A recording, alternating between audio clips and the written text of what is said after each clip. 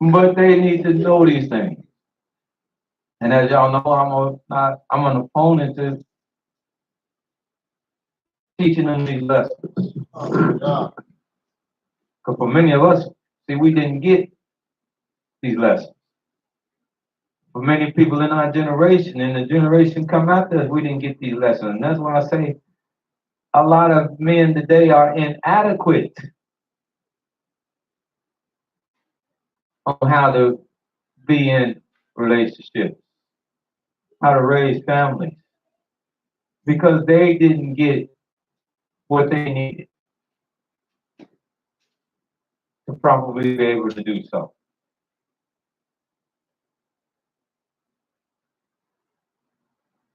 So trust, friendship,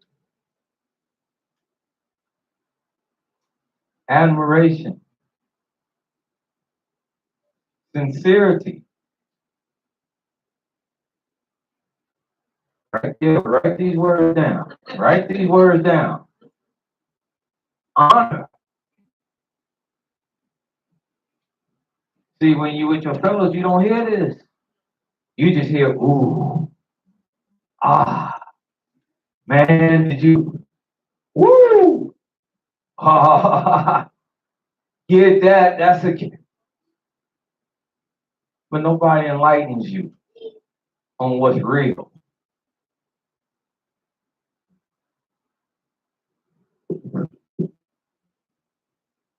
Men or women. Now, in scriptures, there's some great role models. Well, one of the greatest role models, when you talk about forging, especially when the question was asked, forging a new relationship. And in this day and age, as I am conscious of and aware of, you're going to be forging relationships with women, even though they Israel. And I speak to my sons, you're going to be forging a relationship with women, even though they Israel. They don't know they Israel. So to you as Israel, they kind of strange. So is there one that we can really look to see how a man of Israel should deal with a woman that in that who find, or know how to deal and finds himself in that predicament? Excuse me, know how to deal, and it is. Let's go to the book of Ruth.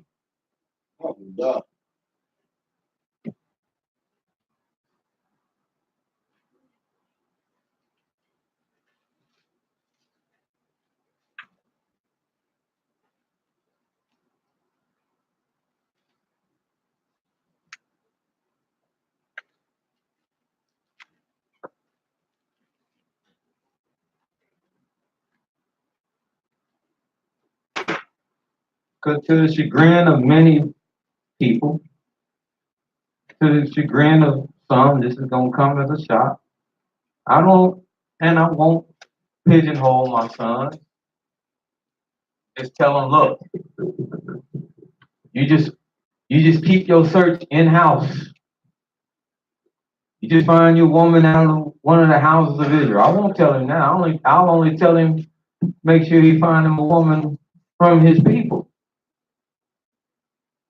Because well, I ain't gonna say no more. I'll just tell him that. But as I said, whoever and wherever you find her from, see, it ain't really about her. When you ask this question, how should a woman be with the woman he's starting a relationship with? It ain't really about her. It's about him. I want to start in the book of Ruth, but I'm not going to start in the book of Ruth. I'm going to start where I always have to start because this is what the Almighty has shown me. Because this is the key. Go to the book of Malachi. That's right. You always use it. You darn skippy, I do. Because it ain't about relationships. We talking man and woman, but we talking about relationships, period. Relationships really, when you starting off, it ain't about the other person. You want the best out of the relationship, you know where you start with? You start with yourself. Because if you start on the wrong foot yourself, then the relationship is on the wrong foot. If you in the dark, then the whole relationship is in the dark. If you confused, everything about the relationship gonna be confused. So everything hinges on you. And this is why the Creator said in the book of Malachi, 3rd chapter, verse,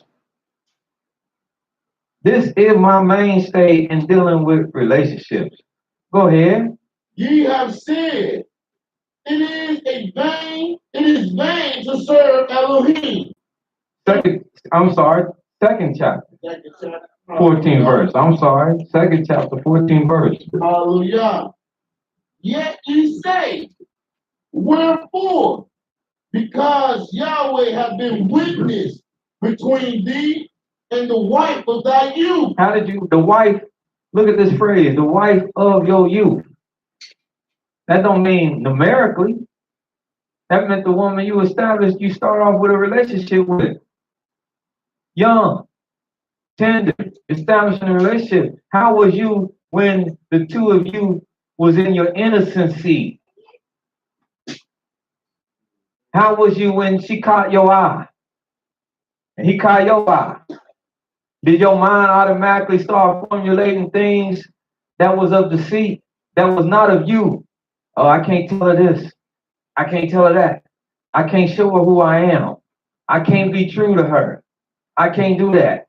Not right now. I got to hide something about myself from her. Did your mind take you there in the innocency? Or did your mind say, man, let me be a straight shooter? Let me be a straight shooter. Because if it's of Yah, I'm going to have her. That's right. Come hell or high water. Can't nothing keep me from her. Like that old song, ain't no mountain high enough. Ain't no valley low enough. Ain't no river wide enough to keep me from getting to you, babe. If it's for me. That's right. Is she really for me? And see, that's the thing. As we said earlier, we have an Elohim near unto us in all things. Y'all asked for it. Hallelujah. I gotta give it to you now. Yeah, go ahead, I feel it. Go ahead. Well, why he ain't near to us when we in this arena about who we should be with? So we like to leave him. I got to go to the party, but we gonna leave him. I might say, you gonna leave me? Good. I see what you come back with. You better take him with you. So you can have eyes and can see, ears and can hear, a heart to perceive.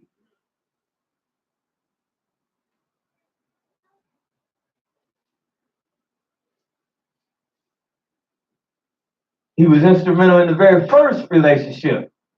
Why shouldn't he be instrumental today? Right. He put the very first relationship together. Adam and Eve. He put that together.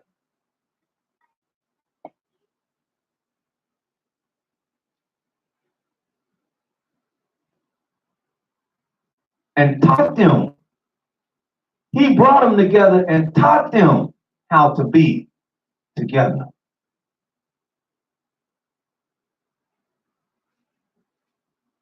And one thing he found undesirable in Adam is when Adam wasn't true to himself. The fault of this is the woman. He said, no, the fault ain't the woman. Who did I deal with first? Did I deal with her or did I deal with you? He said, I think I dealt with you. And you were supposed to stay true to what I gave you and have her come under that. Now, she don't want to come under that. We got a whole other ball game. But Adam, you didn't stay true to yourself. So don't try to put all fault and deflect it on her.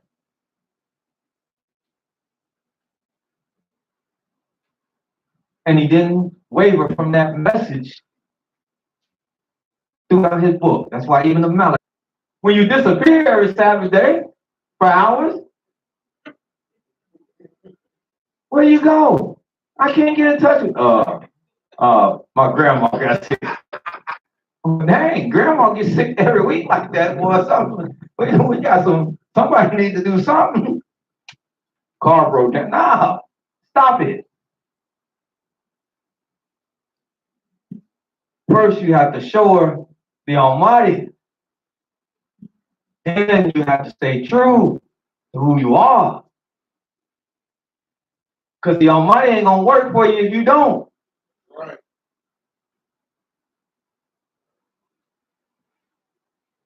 Like I said, hey,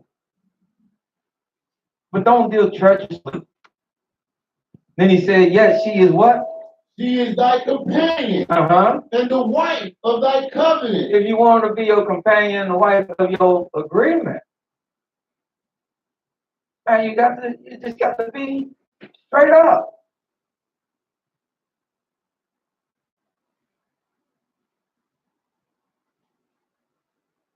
$15. And did not he make one? Yet had he the residue of the Spirit. Because like I said, if she for you, the Almighty gonna bring her around. And wherefore one? Because he wants the two of you. See,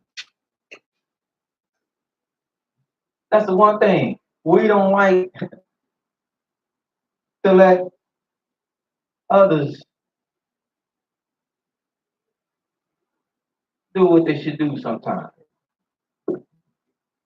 We don't want him to pick us a mate. We say, oh, yeah. But that ain't what I want. But that ain't what I want. That ain't what I want. We think that he gonna give us something that's not appealing to us. But if we let him guide us, he gonna give us what's appealing to us, what we need. He gonna satisfy our every need if we let him guide us. But we scared to do that.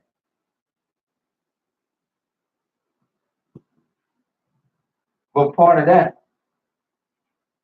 is being on the right footing. You can't be on shaky ground.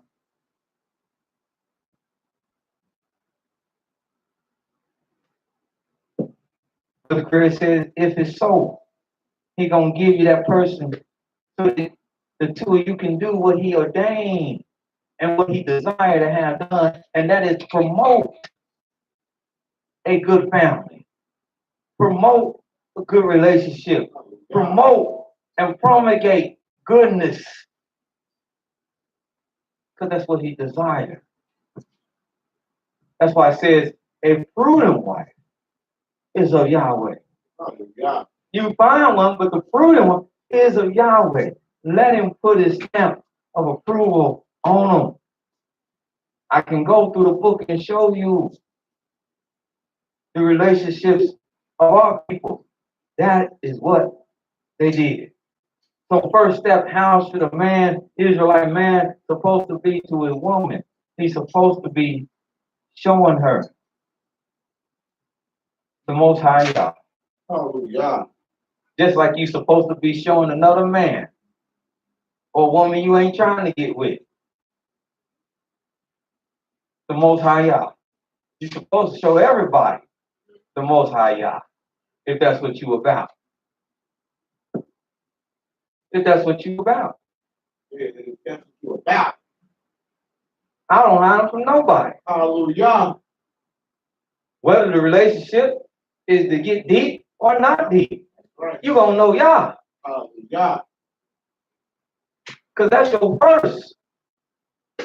first ingredient to a successful relationship. Yes, sir. Hallelujah. Thank you. Two of you. That's what we talked about earlier. Steps. That's your first step. As I took my son when he wanted to play ball, I said, first thing you do when you go in, you don't talk about no number, no nothing, no position, no nothing. You tell that man, hey, anything y'all do on the Sabbath, I can't do. You let that man know who you are as you talk to him and introduce yourself to him. You tell him what you about, what you do and what you don't do. Then let him make up his mind if he won't accept you in. Oh, God. And when he did that, old Cole said, ain't no problem. Matter of fact, he won't give a testimony, but he got one. Because a few weeks ago, they had a little practice game on the Sabbath, and he didn't know nothing about it. He went back, and he asked the coach, he said, man, why ain't know yet? I had a practice game. Know what the coach told him? What the coach tell him? He said it was on Sabbath. It was on Saturday. You already told me you don't do nothing. Hallelujah. I said, well, look at this clip. Right. You made it. What you running around here saying about that ball? You made yourself clear. Point. With no qualms. And he didn't try to woo you. He didn't try to trick you. He understood. You always talking about a man. Well, that's what a man does. And he understood you right there. Hey, he's serious about this.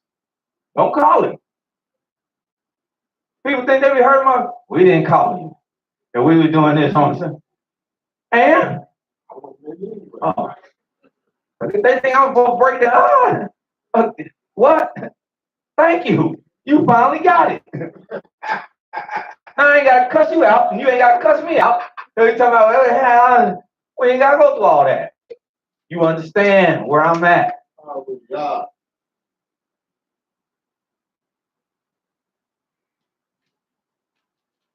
You don't mean hide nothing.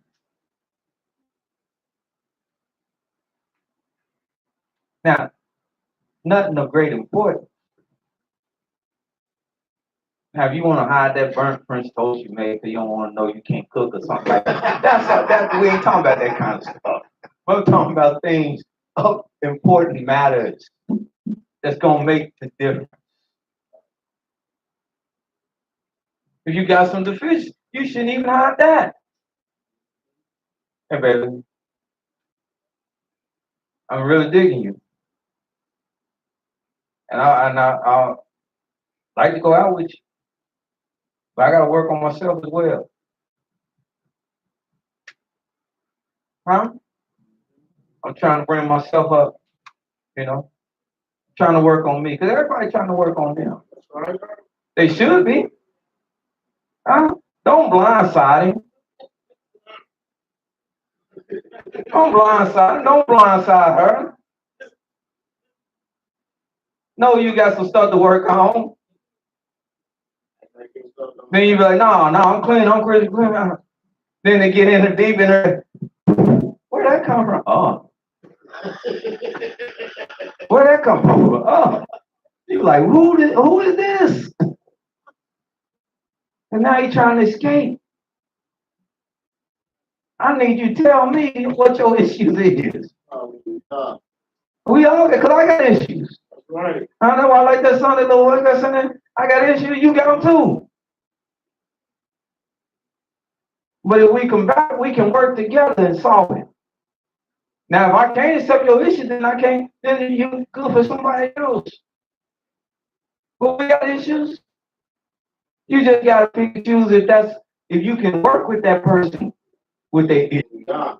If you're willing to work with them with them issues. And it ain't nothing wrong with saying, no, I ain't. You got too many issues. I'm not bad, lady. You're gonna hurt your back. No. See, y'all asked me. I told you. I told you. I was trying to avoid it. Hallelujah. Bring it. I'm not gonna teach you like they teach in church, and then you want to come back. Now you want to get divorced about 2 months later. We're gonna go with this. Yes, sir.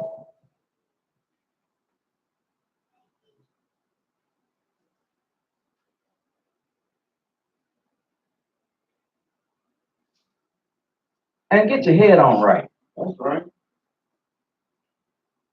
Before you want to be Malcolm in the middle, and y'all know what I'm talking about. Before you want to be Malcolm in the middle, go around the edge. Get your head on right. Let's pull ourselves out the gutter. Not that that's the gutter, but let's work on a higher level. Have a genuine, that's why I said trust, friendship. Have a genuine concern about the person and not the things on the person. Have a genuine concern about the person. Oh, God. This is what can take people, because like I said, what happens, I'm riding down the car and the big Mack truck come and smack me, and them things that you think had you crazy, don't have you crazy no more. Can you still endure me? Can you still be with me? Or will you throw me aside like I'm yesterday's trash and move on? See, I'm going to keep saying, I'm going to keep it real. That's right. This is real teaching right here. God. You turn it back on, Yeah. maybe it was meant to be. Yes, sir. Oh, God. Like one young lady, now she in court, husband sued, he had a stroke. He said, she left me. Because he can't walk no more. He don't have a big chest no more, them big guns no more. He a little deficiency. Well, guess what? Love covers. In other words, even love covers your deficiency. Yes, sir. God. When I really love you. When I really love you. I'm not going to cast you aside. When I really love you, that's when it's going to kick in the most. That's when love and admiration going to kick in the most. And I'm really going to start to look after you now.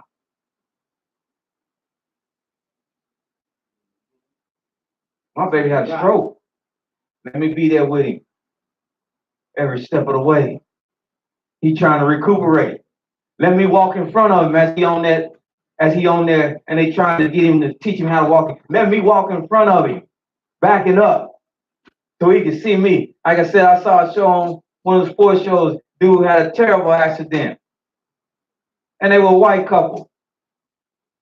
But that don't matter. Righteousness don't matter to me. What I saw was beautiful. That young lady, and I mean, she prime and time. She could let him have somebody right then. She with him. He can't talk. He can't walk. He only makes sounds. His real communication is by his eyes.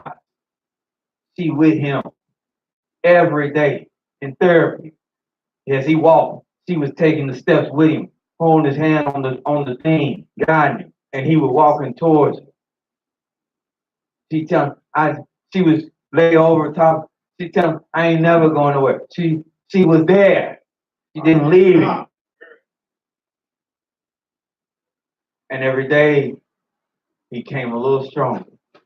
He came a little stronger. He became a little stronger. He became a little stronger. He may never get back to be the man that he was, but she gonna help him get back as far as he can. I've not only seen it with that, I've seen that with elders that I was growing up under. They didn't check out. They checked in. Yeah.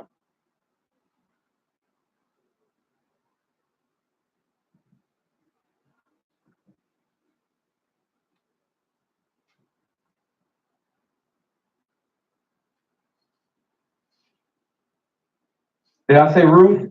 Yes, sir. Let's hit it.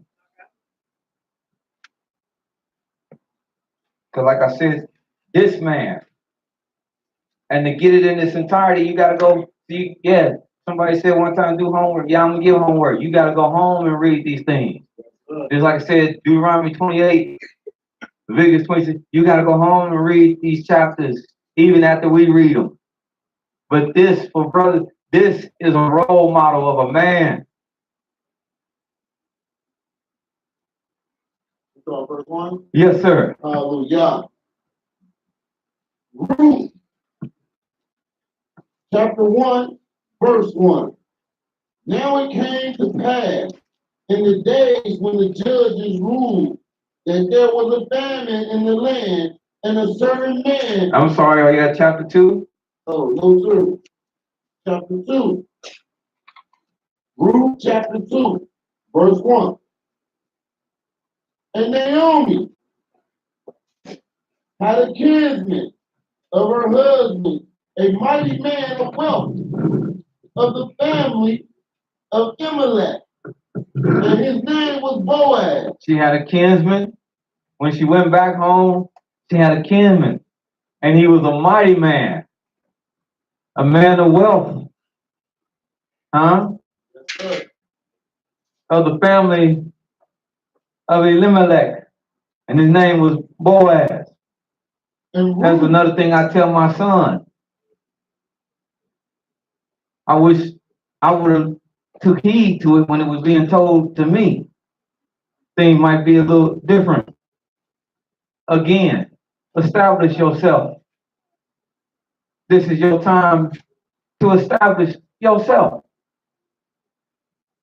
That's why I said, see, a lot of us ill-equipped, a lot of men ill-equipped. They're ill-equipped because they never have established themselves. Because see, we don't get instructions like this. Find yourself. Because start talking like that, we think we talking like a woman. Oh, he said, find yourself. Establish it. I mean, that sounds like some woman stuff. No, it don't. Because if you don't know yourself, how's somebody else supposed to know you? hallelujah. If you're not established in yourself, how's somebody else gonna be secure in you? That's right. If you don't know nothing about yourself, how they supposed to figure you out? Go ahead, Moray. Take this time to find yourself, establish yourself. As they say today, build your brand. Hallelujah.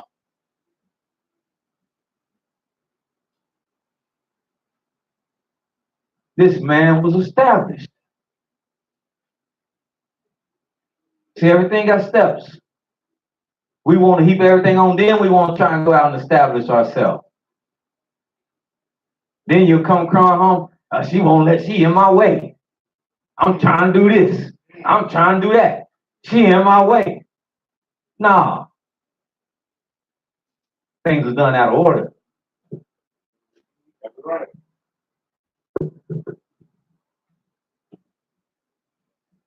Yeah. Isaac, established. Abraham, established. Jacob, established. David, can he have more than one wife? Sure he can. He established. Got a whole kingdom. What you got? White Castle, the kingdom. Burger King, that ain't what we're talking about, being king of. 2 for 4. But no, we get tired of 2 for 4. 2 for 4 and ramen noodles every night, that ain't no good diet.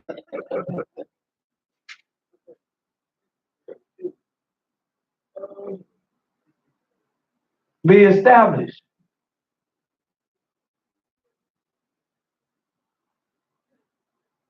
Hallelujah.